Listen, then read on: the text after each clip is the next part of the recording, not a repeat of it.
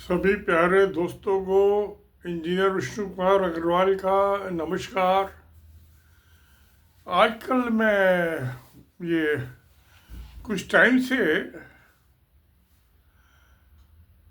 ये supreme court ने कहा हमारा जो संविधान है, कॉन्स्टिट्यूशन ऑफ इंडिया है, ये वेलफेयर कॉन्स्टिट्यूशन है।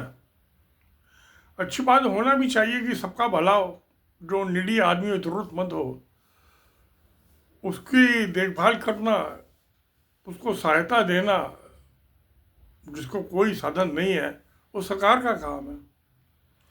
इसी के मुताबिक जो है, भारत सरकार पिछले 5 साल से 80 करोड़ आदमियों को 5 किलो राशन मुफ्त दे रही है, जिससे भूखे ना मर जाए।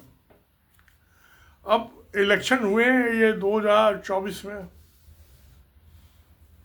सेंट्रल गवर्नमेंट में भी हुए, केंद्र सरकार के, पार्लियामेंट के भी और स्टेट के भी असेंबलीज के हुए।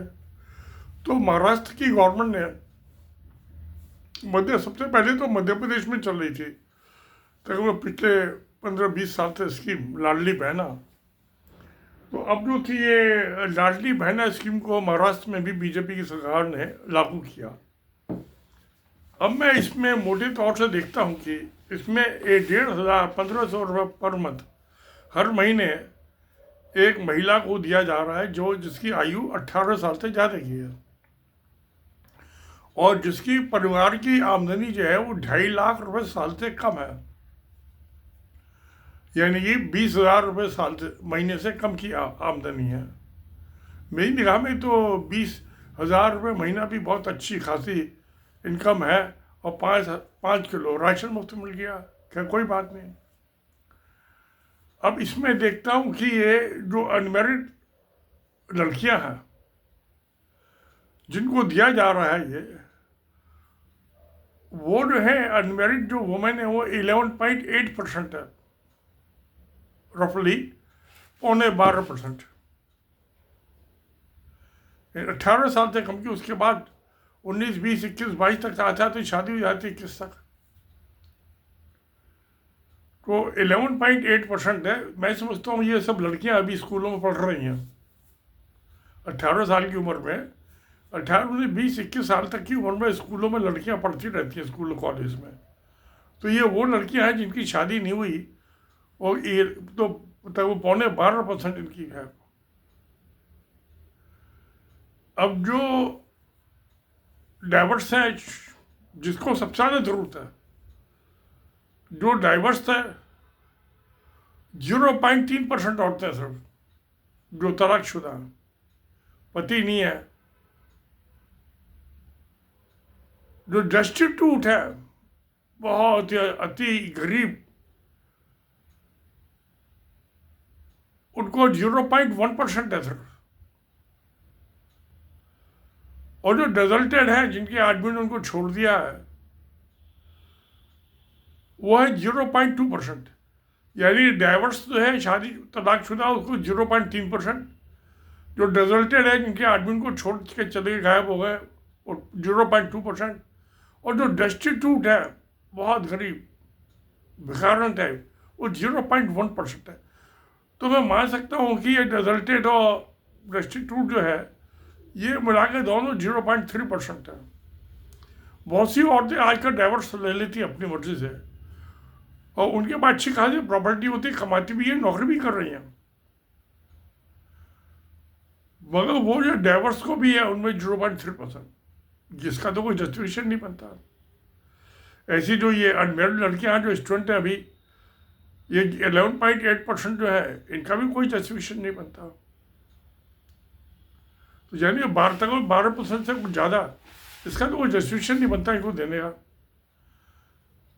और अब मैं एज ग्रुप से आता हूँ।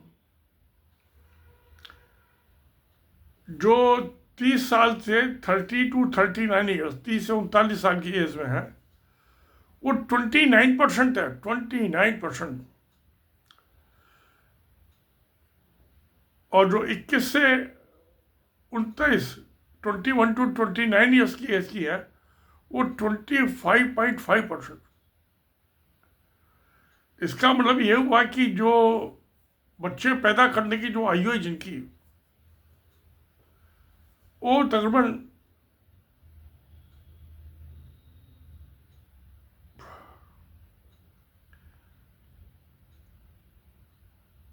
54.5% हो जाती है, मोर देन 50%।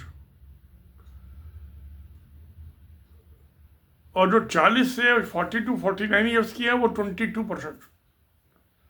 ये भी वर्किंग एज की है। और जो 50-42-49 23.6%, 50 to 65% ईयर्स वो 22%, और 60 ईयर्स to 65 ईयर्स वो 5%। तो ये जल्दी जो 60 रिटायरमेंट की एज हो जाती है, ये 5%, ये भी ठीक है। 65 या इससे ज़्यादा की है, इनको दे दो अगर इनको कोई पेंशन नहीं मिल रही है तो। मगर ये जो है 21 से 65 साल की है तो वर्किंग एज पर है, कमा के खाने वाली है एज।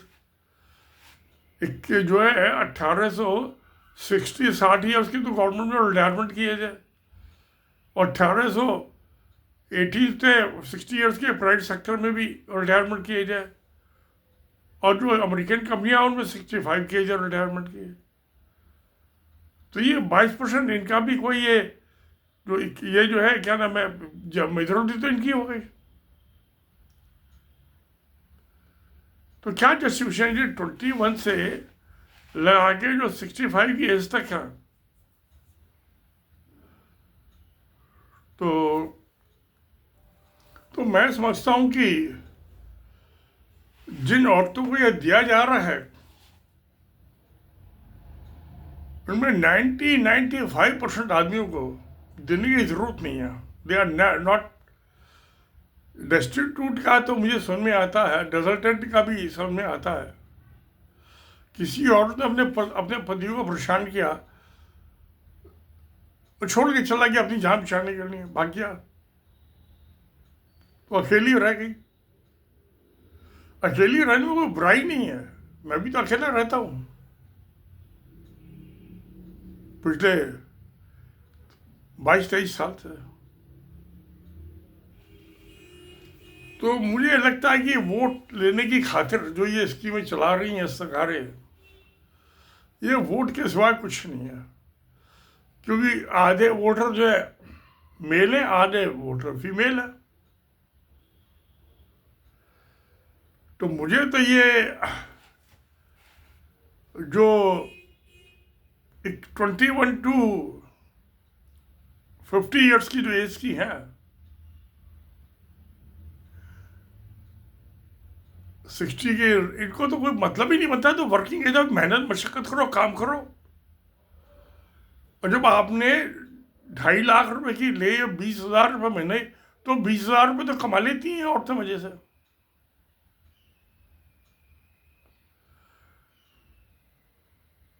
आज के घर में झाड़ू पोछा बर्तन मांजने वाली, रोटी बनाने वाली 15,000 रुपये महीना तो कमा लेती है। सुबह आएगी 2-3 घंटे के लिए, 4 घंटे का, 3-4 घंटे, शाम को आएगी, हो जाएगा काम। 8 घंटे की ड्यूटी में 15,000 रुपये महीना कमा लेती है मुझे से।